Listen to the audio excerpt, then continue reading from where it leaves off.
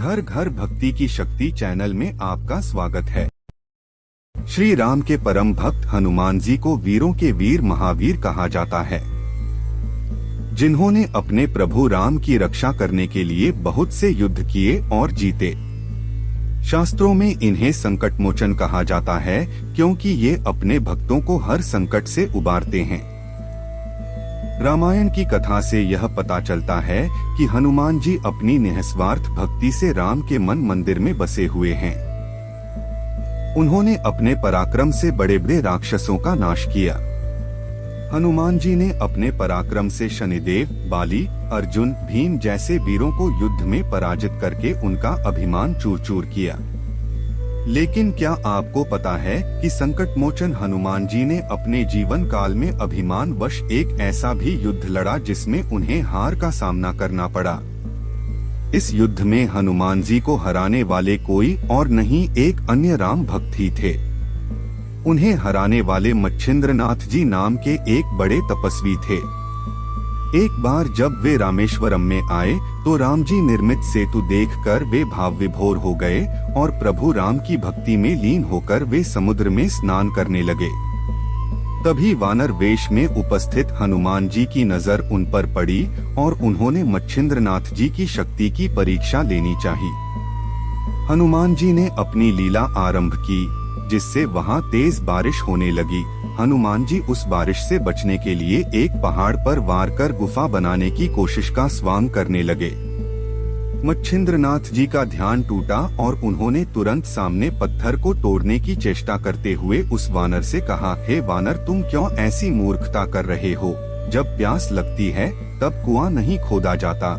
इससे पहले ही तुम्हें अपने घर का प्रबंध कर लेना चाहिए था। ये सुनते ही वानर रूपी हनुमान जी ने मच्छिंद्रनाथ जी से पूछा, आप कौन हैं? जिस पर मच्छिंद्रनाथ जी ने स्वयं का परिचय दिया, मैं एक सिद्ध योगी हूँ और मुझे मंत्र शक्ति प्राप्त है।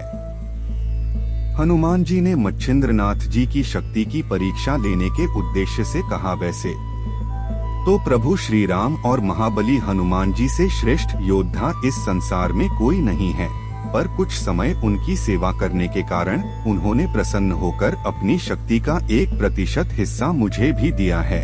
ऐसे में अगर आप में इतनी शक्ति है और आप पहुँचे हुए सिद्ध योगी हैं, तो मुझे युद्ध में हरा कर दिखाएं, तभी मैं आपके तपोबल को मानूंगा।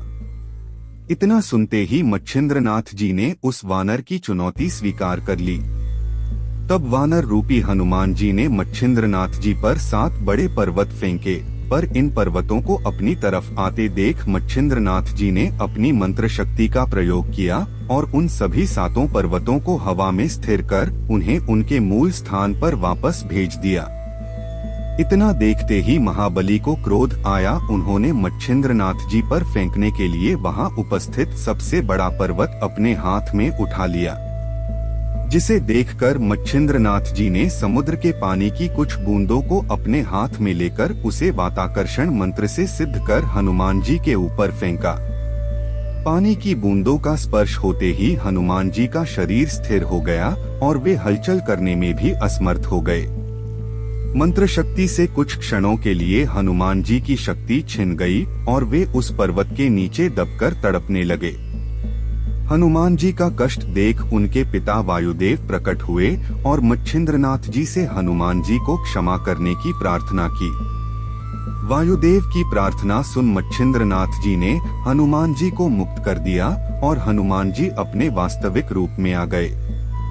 फिर उन्होंने मच्छिंद्रनाथ जी से कहा, है मच्छिंद्रनाथ जी, आप तो स्वयं नारायण के अवतार हैं, ये मैं जानता था। फिर भी मैं आपकी शक्ति की परीक्षा लेने की कुचेष्टा कर बैठा। आप मेरी इस भूल को माफ करें। यह सुनकर और स्थिति को समझते हुए मच्छिंद्रनाथ जी ने हनुमान जी को क्षमा कर दिया।